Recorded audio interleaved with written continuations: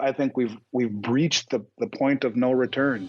And I think in terms of what has happened with money creation and asset prices and low interest rates that are artificial, creating distortions everywhere, gold and silver have a long run ahead of them, regardless of who wins the office. Hey everyone, this is Elijah K. Johnson with the Miles Franklin Market Update. And with us today again, Andy Schectman. We're actually going to be doing these weekly with Andy Schectman on Fridays. So Andy, thank you so much for joining us today, President of Miles Franklin. Good to see you, Elijah. Thanks for having me. Definitely. Now, the first topic where I wanted to discuss today is your prediction coming true. So last week we had you on. You said, by next week we could see gold and silver higher. That's where we are right now. Gold and silver have risen a bit. So what do you make of what's happening right now, and where are we headed? Well, look, first of all, I don't try to make those predictions, Elijah, in a vacuum or out of hope. One of the reasons that I felt that way was looking at what I see around me. And as the prices come down, we have had nothing in the way of people selling at all. In fact, as the price goes down in this industry, largely in part to efforts of people like yourself and your father and Arcadia Economics and Bix Weir and Sarah Westall and all the wonderful people who I get the opportunity to talk to, people have been alerted and have awoken to the movements and the manipulations of the precious metals market. Now, I'm sure we're going to get to talk about JPMorgan in a moment, but whenever the price comes down and comes down in a vicious way, like we saw recently, very often our business actually increases. I guess what I'd like to make from that is that no one is selling in the real world. Nobody is selling. Now, if you read in the Bloomberg article on JPMorgan, part of what they explained was that, whether or not this is true, that the traders use spoofing to combat high-frequency trading, to combat the computer high-frequency trading issue. In other words, the front-running computers, the high-frequency front-running computers would often crowd out the trade that these traders were trying to make. So they then would do spoofing to fool or spoof the high-frequency trading computer models. Bottom line is that if you pull the spoofing out, you pull the manipulation out, now you're going to have high-frequency trading running, which means you'll see some high volatility, some big drops like we saw, but you'll also see the big sharp upturns like we saw just a month or two ago when silver went from 18 to 26 or 27 in a blink of an eye.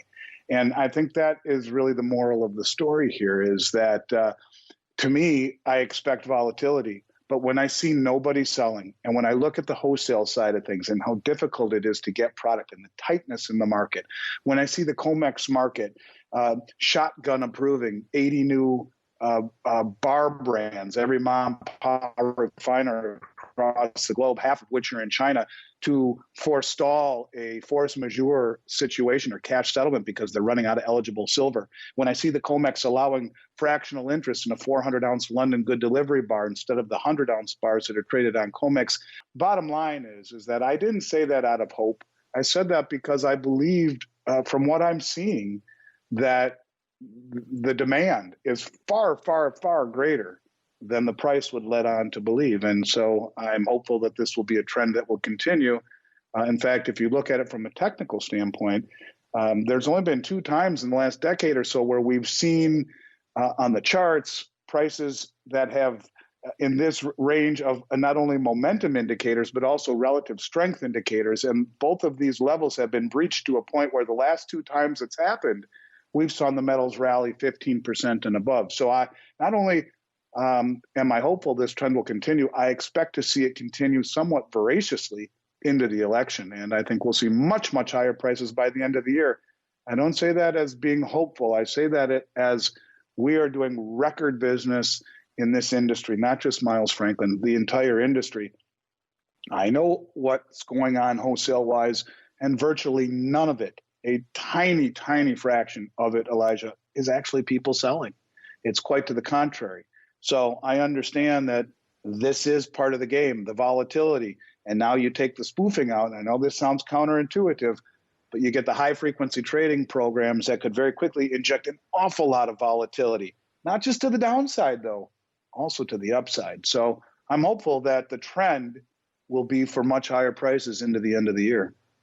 And kind of unpacking this whole story with JPMorgan, JPMorgan had a settlement on a spoofing case, right? So essentially they spoofed markets, including gold and silver, and the settlement was for $920 million, so almost $1 billion. Can you kind of take us through that? What actually is spoofing? Because this was actually, I think, the first time I heard about this, what spoofing is. So for our viewers who might not have heard of spoofing before, what is that? So the high frequency trading front-running companies would see a trade that was issued by a big bank immediately in milliseconds. So they issue a very large trade, either buy or sell, and then cancel it a few seconds later. So the high frequency trading sees this big trade, jumps on it, starts to move, and then they pull it back. Well, it's already a snowball in motion. It's creating a trade or a perception of reality and then saying, nope, just teasing, not doing it. And so it's very disingenuous. But what it was trying to do was to get the high frequency trading computers that front run all of these trades and tricking it into believing that indeed it was moving in one direction, but it wasn't. And it's very illegal as well. But look, as long as central bankers continue conjuring trillions of dollars out of thin air and governments rack up trillions in debt and spend our future generations into poverty, gold and silver are going to do very, very well. And what I take away, however, from that particular outcome was that they also agreed to a deferred prosecution agreement. In other words, keep your nose clean and you won't get into more trouble. The last thing that I think they're going to want to do is mess with the regulators again. The bottom line is that the deferred prosecution agreement that they made, to me, I'm very hopeful that will curtail these shenanigans moving forward. And so let's just hope that, keep in mind too, that their traders are still facing RICO charges. Their traders, the actual individual traders, are still facing criminal prosecution. So there may come more of this, but the fact that they agreed to pay the fine and the deferred prosecution, meaning kind of like a weighing of the waylaying of the sentence. If you don't do this again, then we won't throw the whole book at you. So I think that just maybe, and then you see a company like Scotia get out of the business, and on top of being fined, and Deutsche Bank being fined, that they're not playing anymore with the commercial banks. They're aware of it. And if part of the agreement was you got to stop it or else, let's just hope indeed that $920 million, which amounts to nothing to JPMorgan, but the threat of getting into further sanctions and further trouble, and maybe even, ultimate trouble, being wiped out of business because they mess with the Justice Department too much, as far-fetched as that sounds, let's just hope that fear, that threat is enough to keep them from continuing to manipulate the price. But again, like I said, the only way you can manipulate a market over an extended period of time, especially when you have a government creating trillions of dollars out of thin air and keeping asset prices high and keeping interest rates low and racking up trillions of dollars in debts, ultimately that will win out above the ability for JPMorgan to continue to manipulate the prices, or any other entity for that matter. But let's just hope, now that the Justice Department has a light shown upon the manipulation of the metals market. People thought we were crazy for saying that for a long time. Let's just hope that light continues to shine, even as JPMorgan isn't center stage in manipulating the price any longer. So let's be hopeful. Now, what is your perspective on how the presidential election and everything political right now is going to impact the precious metal markets? We just saw, and obviously we're praying for President Trump and his family right now. The president and the first lady have COVID. We just heard that this morning. So this just adds to a completely crazy year we've seen politically. So what is your perspective? Is that going to have any impact on the markets? Well, yeah, I think what it has, it injects uncertainty. And, when you talk about what gold and silver are, to me, they are not investments, they're wealth. I don't buy gold and silver to get rich. My father mandated me when he and I started Miles Franklin together 30 years ago was that I would buy something every 2 weeks when we got paid, some form of metal, every 2 weeks, or he'd fire me. That was the only rule that I had to live by when I was 19 years old. 19 years old, and I started Miles Franklin with my dad 30 years ago, that was, but I've honored that promise to him. And for 30 years, every 2 weeks, I bought something, whether it be 1 ounce of silver or 20 ounces of gold or everything in between, since 1989. And so to me, let's first say that gold and silver are wealth. Gold and silver have lived through every election cycle, every pandemic, every market crash, and everything, really, since the beginning of time. And so I think what gold and silver offer is a semblance of history and value and wealth in a period of great instability and concern and unknown. Again, I don't think you buy gold and silver to get rich. I think you buy gold and silver because it's immutable wealth with a 6,000-year track record. And no matter what happens, I think we're looking at upheaval. If Trump wins, and I hope he does, I think it will be more of the same rioting and looting, and I don't think it will go. There won't go smoothly at all. They will think it's fixed, and if he loses, well, I feel God help this country. We're in very big trouble. We will see higher taxes. We will see more regulation. And I think we will see the stock markets absolutely collapse because, which will be very good for gold, because Biden certainly wants to raise taxes on the wealthy and wants to raise taxes on Wall Street and roll back a lot of the incentives that Trump has given Wall Street to create a vibrant economy. I think that if those get rolled back, we're in for a very, very deep, dark depression. And when we talk about gold's role, everyone seems to focus on inflation. Gold is a good inflation hedge, sure.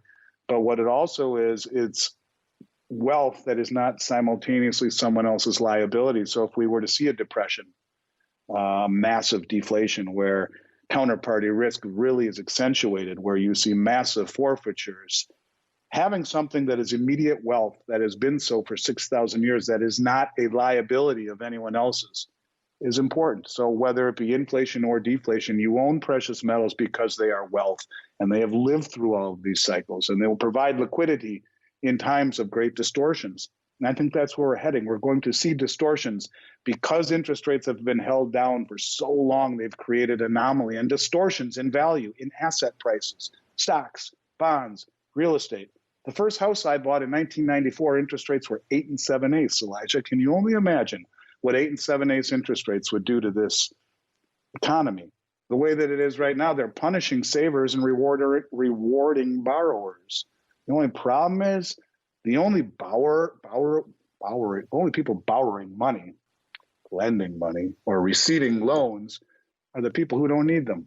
The big money on Wall Street, as an example, the hedge funds and the family offices, they're borrowing money and next to nothing and levying up their asset prices, buying more stocks and bonds. And that doesn't do any good for the person on Main Street who's trying to get a bridge loan to keep his business going, or to do something that they really need on Main Street. That is wealth creation. That's money creation. That's how the whole cycle goes. But we're not seeing that right now. And so bottom line is that I think that whether it's the Democrats win or the Republicans win, ultimately, I could make an argument for it being positive for precious metals, because if the Democrats win, you're looking at an economy that ought to react very poorly due to the new tax laws that Biden wants to implement. And if you see Trump win, I see more chaos from a social standpoint, at least for a very maybe proactive period of time before he came in and shut it down. But either way,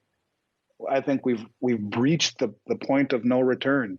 And I think in terms of what has happened with money creation and asset prices and low interest rates that are artificial, creating distortions everywhere, gold and silver have a long run ahead of them, regardless of who wins the office.